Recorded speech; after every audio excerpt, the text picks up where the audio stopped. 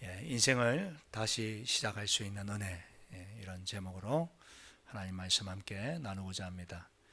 오늘은 특별히 우리 상반기에 한번 우리 등록된 모든 성도님들이 함께 예배 드렸으면 좋겠다, 이런 마음으로 우리 총동원 주일을 가지고 있습니다. 마침 또 이게 연휴가 끼어가지고 조금 걱정은 됐습니다. 어떻게 얼마나 우리 또 그동안 여러 가지 사정으로 함께 하지 못한 부분들이 함께 하실 수 있을까. 그러나 오히려 연휴가 주님께 나올 수 있는 더 좋은 기회가 되지 않을까, 그런 기도하면서 제가 이 자리에 또 어느 분이 오셨나 열심히 쳐다보고 있습니다. 우리 옆에 있는 분들께 인사 나누겠습니다. 만나서 반갑습니다. 함께 예배드리니 행복합니다. 그죠? 우리가 함께 예배할 수 있어서 얼마나 감사한지 모르겠습니다. 여러분, 누구나 한 번쯤은 이런 생각해 보셨을 것입니다. 내 인생을 다시 시작할 수 있으면 얼마나 좋을까? 다시 인생을 시작할 수 있다면 지금까지의 실수도 지우고 또 상처도 지우고 또 처음부터 다시 새 출발할 수 있다면 참 좋겠다. 여러분, 우리가 컴퓨터를 하다 보면 갑자기 먹통이 되는 그런 경우를 경험해 보셨을 것입니다.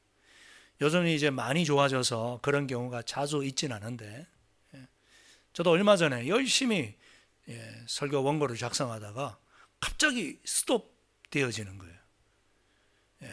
막 이리저리 아무리 방법을 동원해 봐도 여전히 마우스도 키보드도 작동을 하지 않을 때, 그때는 뭐 다른 방법이 있습니까? 뭐가 있습니까? 리셋 버튼을 누르는 거죠. 재시작. 그럴 때마다 저는 그런 생각했습니다. 내 인생도 이 컴퓨터처럼 다시 리셋할 수 있다면 얼마나 좋을까. 여러분, 인생에 문제가 생길 때마다 리셋 버튼을 눌러서 다시 시작할 수 있다. 얼마나 좋을까요? 우리는 사업이 실패하면 다 끝난 것 같고, 또 관계가 그죠? 깨어지면 인생이 파산한 것 같고, 참 과거의 실수 때문에 이러지도 저러지도 못하고 어떻게 해야 될지 참 갈피를 못 잡을 때가 있지 않습니까? 이런 경우를 만나면 어떤 분이 그런 말씀 하시더라고요. 어디 멀리 아무도 모르는데 그것으로 떠나가고 싶다. 아마 한 번쯤은 삶이 힘들 때 그런 생각 해보셨을 것입니다. 지금 이런 상황을 벗어나서 아무도 나를 알지 못하는 곳에서, 뭐 이런 생각 가끔 할 수는 있지만 너무 자주 하시면 안 됩니다. 자주 하면 큰일 납니다. 그죠? 우울증에 빠지고 결국은 자기 목숨까지도 그렇게 참 던져버리고 많은 경우가 생기기 때문에, 여러분, 성경은 이런 극단적 방법이 아니라 할지라도 우리의 인생을 다시 시작할 수 있다, 이렇게 말씀하고 계십니다. 오늘 우리가 읽은 본문이 바로 그 대표적인 말씀이죠. 우리 같이 한번 다시 읽어보도록 하겠습니다. 시작. 그런즉 누구든지 그리스도 안에 있으면 새로운 피조물이라. 이전 것은 지나갔으니 보라 새 것이 되었도다. 그런즉 누구든지 그리스도 안에 있으면 새로운 피조물이라. 이전 것은 지나갔으니 보라 새 것이 되었도다. 그리스도 안에 있으면 새로운 피조물이다. 이전 것은 다 지나갔다. 새 것이 되었다. 여기서 중요한 것은 누구든지 라고 하는 말씀일 것입니다. 인생을 잘 살아왔던 사람이라면 문제가 없겠죠. 그러나 수도 없이 넘어졌던 사람, 좌절과 절망 가운데 있는 분들은 기억하십시오. 누구든지 그리스도 안에 있으면 새로운 시작이 펼쳐지는 줄 믿습니다. 여러분, 신앙의 위대한 인물들도 항상 잘 살았던 게 아니죠. 모세는 살인자였습니다. 다윗은 간음하고 살인교사까지 저질렀던 사람이었습니다. 엘리야는 심한 우울증에까지 빠졌던 사람이었습니다. 베드로는 심지어 예수를 3번이나 부인했던 그러한 비겁한 자가 되었습니다. 이렇게 모두 인생이 엉망되었던 그때 그들이 포기하지 않았습니다. 아니, 하나님이 그들을 찾아와 주셨습니다. 그랬더니 새 인생이 시작되는 것이죠. 그래서 위대한 왕이 되고 위대한 선지자도 되고 또 끝까지 죽기까지 주님을 따르는 사도의 삶을 사는 그런 재시작이 우리 하나님의 말씀을 붙잡는 자에게는 이루어지는 줄 믿습니다. 그러기 위해서 우리가 기억해야 할 것이 있습니다. 그것은 바로 생각을 바꾸어야 된다는 것입니다. 다시 시작하려면 생각을 바꿔야 됩니다. 독일의 이 철혈 재상으로 유명한 비스마르크라고 하는 사람이 있죠. 이분이 젊은 시절에 친구 한 사람과 사냥을 떠났습니다. 열심히 이제 사냥을 하다가 친구가 발을 헛디뎌서 늪에 빠지게 되었습니다. 점점 몸이 빠져들어갑니다. 아무리 발버둥을 쳐도 그 늪에서 살아나올 희망이 없어집니다. 친구야, 나는 이대로 죽는가 보다. 어떡하지?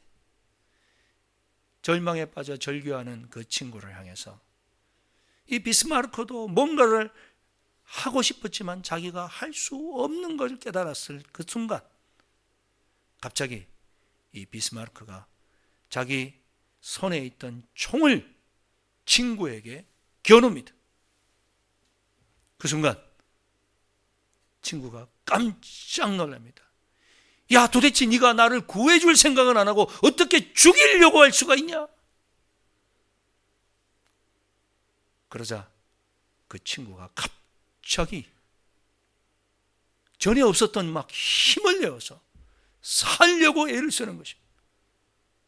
그리고는 그 늪에서 빠져나왔고 입는 힘껏 비스마르크의 멱살을 붙잡고 네가 진짜 친구냐 임마? 그럴 때 이 비스마르크가 뭐라고 했는지 아십니까? 내 총은 자네를 겨눈 게 아니야. 자네의 머릿속에 있는 생각을 겨눈 것일세. 안 된다는 생각, 죽는다는 생각, 끝장이다는 생각.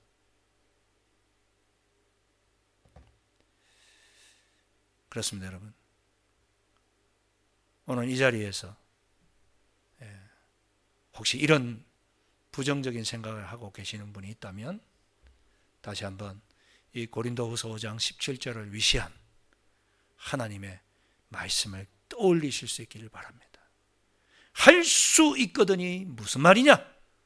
믿는 자에게는 능치 못함이 없느니라. 하나님을 믿는 자. 그래서 우리가 겨누어야 될 총은 우리 머릿속에 있는 안 된다는, 포기하고자 하는, 이제는 끝장이라고 하는 그 생각을 향해 여러분 총알을 날려버리실 수 있기를 축원합니다.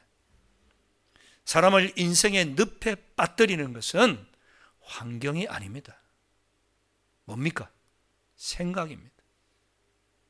그 안 된다는 생각이 나를 인생의 늪으로 하염없이 빠져들고 망하게 만든다는 것입니다.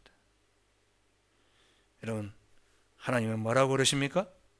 누구든지 그리스도 예수 안에 있으면 새로운 피조물이라. 이전 것은 지나갔으니 보라 새 것이 되었도다.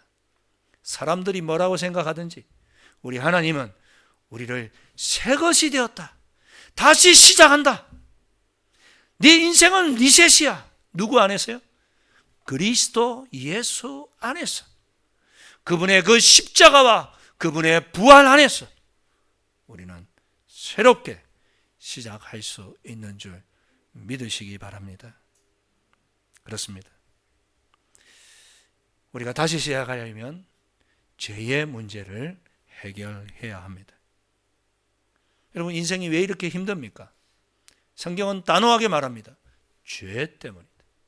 우리가 그동안 창세기를 계속 살펴봤지 않습니까? 하나님이 만드신 원래의 세상은 그렇게 참혹하고 비참한 세상이 아닙니다. 힘들고 고난이 영속되는 세상, 죽음으로 끝맺는 세상이 아니었습니다. 가장 완벽한 세상. 그것을 우리에게 주셨고 너는 생육하고 번성하고 다스리라. 하나님의 영으로 우리를 창조하시고 모든 만물들의 이름을 지어 붙일 수 있는 지혜와 능력을 주신 하나님. 그러나 사탄의 유혹에 빠져 하나님의 자리를 차지하려고 하는 그 순간 우리는 인생이 망하고 만 것이죠. 죄가 들어와서. 그래서 죄라고 하는 것은 뭔가 내가 잘못을 저질렀던 그것이 죄가 아니라 하나님 없이 살고자 하는 것, 내가 하나님이 되고자 하는 그 모든 것이 바로 죄라고 하는 것을 보게 되어집니다. 그래서 로마서 3장 23절 이렇게 말씀하시죠. 같이 읽겠습니다. 시작. 모든 사람이 죄를 범하였음에 하나님의 영광에 이르지 못하더니. 그렇습니다. 모든 사람이 죄를 범하였음에 하나님의 영광에 이르지 못하더니 하나님이 만들어 놓으신 우리에게 주고 싶어하는 그 영광 속에 우리가 들어가지 못하는 이유는 죄 때문이다. 그래서 사람들이 채워도 채워지지 않는 갈증을 가지고 있는 것입니다. 그 마음이 공허한 이유가 거기에 있습니다. 그래서 돈이 있어도 행복하지 않은 것이죠. 이런 말이 있지 않습니까? 돈으로 음식을 살 수는 있어도 무엇을 못 삽니까? 건강을 살 수는 없다. 돈으로 침대는 살 수는 있어도 편안한 잠을 살 수는 없다. 돈으로 집은 살 수는 있어도 행복한 가정을 꾸릴 수는 없다. 여러분 머릿속에 돈이면 다 된다. 이것을 날려버리실 수 있기를 소원합니다. 돈으로 안 되는 게 얼마나 많은지요. 오직 그리스도 예수 안에 있을 때 우리가 새로운 삶을 시작하는 줄 믿으시기 바랍니다.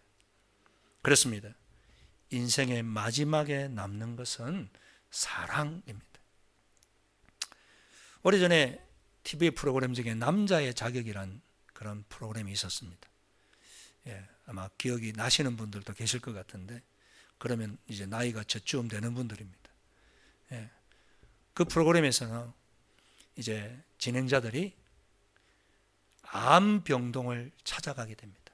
그분들에게 위로의 노래도 불러드리고 마지막 남은 그 인생을 뭔가 좀 따뜻함을 느끼고 마감하실 수 있도록 그런 진행을 하는 프로그램이었는데 한 말기 암 환자가 아내에게 마지막 편지를 썼다고 하면서 읽어 내려갑니다. 머리맡에는 아내가 앉아 있습니다. 몸이 너무 약해서 목소리도 잘 나오지 않은데도 불구하고 그가 읽는 힘으로 최대한 작성한 그 글을 읽어갑니다. 사랑하는 당신, 부족한 남편을 위해 평생 사라져서 고맙습니다. 사랑합니다. 사랑합니다. 사랑합니다. 사랑합니다. 사랑합니다. 사랑합니다. 사랑합니다. 끝없이 기록된 게 사랑합니다. 그렇습니다, 여러분. 인생의 마지막에 여러분, 우리에게 가장 가슴에 남는 게 뭘까요? 사랑 아니겠습니까? 인생의 그 마지막 그 순간, 내가 좀 더 돈을 벌어야 됐을 텐데, 좀 더 높은 지위에 올라가야 했을 텐데, 그런 말을 할 사람이 누가 있겠습니까? 내가 좀 더 사랑할 걸, 좀 더 보듬어 줄 걸. 사랑하지 못한 것이 한스러워지지 않겠습니까?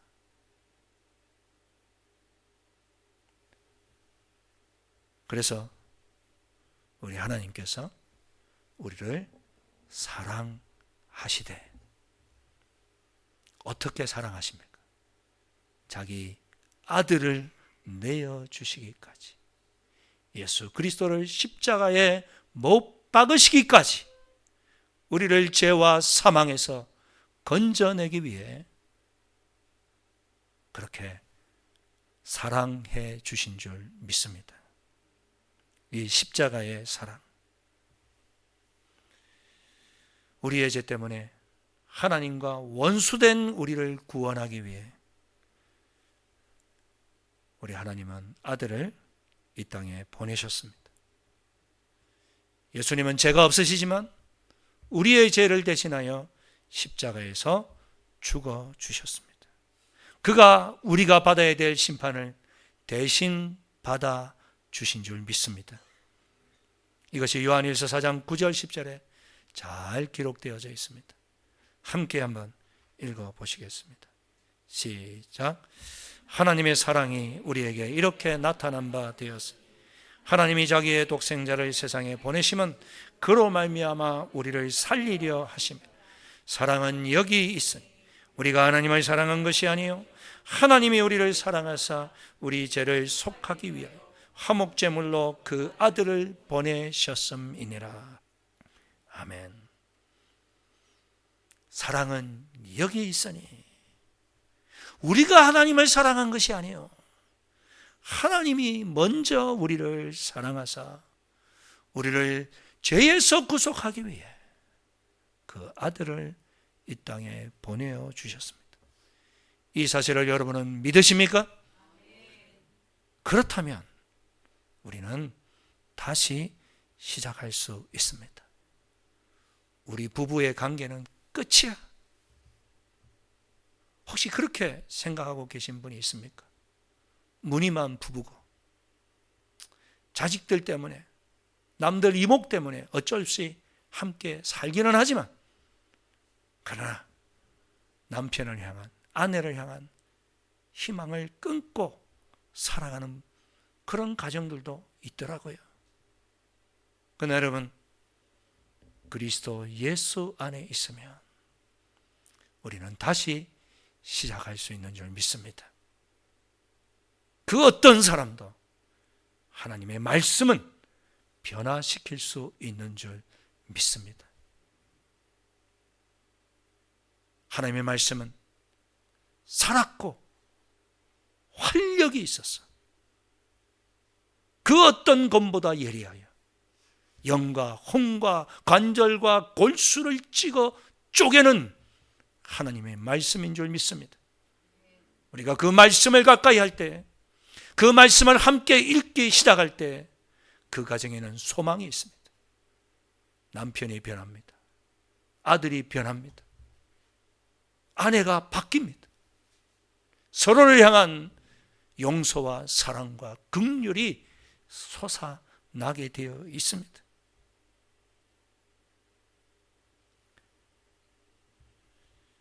또한 기도하면 인생을 다시 시작할 힘을 주십니다. 메리큐스 마네라고 하는 미국의 작가가 있습니다. 그녀는 남편이 사업이 실패하고 잠적하고 난 이후 두 자녀를 데리고 어떻게 살아가야 할지 앞날이 막막했습니다. 절망 속에서 아이들을 재우고 가스를 틀었습니다. 그리고 죽으려 했습니다. 근데 그때 옆집에서 찬송가 소리가 들려오기 시작합니다. 내 모든 시험 무거운 짐을 주 예수 앞에 아래이면 근심에 쌓인 날 돌아보사. 이 가사가 그녀의 마음에 꽂히기 시작했습니다. 그리고 정신이 번쩍 들었습니다. 그래, 맞아. 나는 왜 죽을 생각만 했지? 왜 기도할 생각을 못했지? 지금이라도 하나님께 기도해보자. 가스를 끄고 무릎을 꿇고 하나님 앞에 울부짖기 시작했습니다. 그리고 결심했습니다. 그래, 밑바닥부터 다시 시작하면 되지. 하나님이 함께 하시는데, 나를 이렇게 사랑하시는데. 그렇게 그 가정인 다시 일어설 수 있었고, 그녀의 책이 베스트셀러가 되었는데 그 책의 마지막 문장에 이렇게 기록이 되어 있습니다. 같이 한번 읽겠습니다. 시작. 죽을 용기를 가진 사람들이여, 그 용기를 하나님께 기도하는 용기로 바꾸어 보십시오.